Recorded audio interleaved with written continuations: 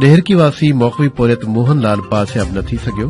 मौखवी जी बाज़ियाबी लाइ खानपुर महर में मेघवाड़ बिरादरी जे माण्हुनि एहतजाज जी मुज़ाहिरो करे धरणो हयो।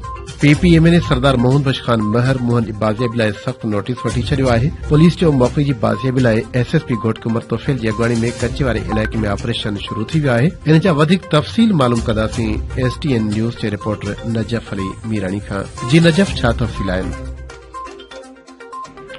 डेहरकी वासी अगवा थी वियल पोरियत मोहन लाल बाज़ियाब न थी सघियो आहे। संदसि घर में रोज़ रड़ मतल आहे। जॾहिं त मोहन लाल जी बाज़ियाबी लाइ खानपुर मार में मेघवाड़ बिरादरी जे माण्हू लालचंद, एडवोकेट प्रदीप कुमार, कामरेड दोदोमार ऐं ॿिनि जी अॻवानी में प्रेस क्लब आॾो एहतजाजी मुज़ाहिरो धरणो हयो वियो। उन मौक़े ते मुज़ाहिरीन मीडिया सां ॻाल्हाईंदे चयो त दाड़ेल बूट पॉलिश कंदड़ मिसकिन मोहन लाल मथां वेशाणो कसरत करे रहिया आहिनि ऐं वारसनि खां 50 लाख रुपया भंग तलब करे रहिया आहिनि। जॾहिं त मुगवी जा वारिस मिसकिन आहिनि जो भंग जी रक़म किथां आणींदा। हिननि मुतालबो कयो त फौरी तौर मुगवी मोहन लाल खे बाज़ाब करायो वञे।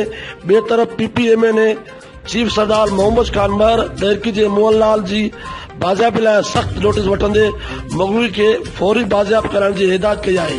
होॾां एसएसपी घोटकी उमर तोफेल जी अॻवानी में पुलिस कच्चे वारे इलाइक़े में मोहन लाल जी बाज़ियाबी लाइ ऑपरेशन शुरू करे छडियो आहे, पर आख़िरी इतलाउनि ताईं मुगवी बाज़ियाब न थी सघियो आहे।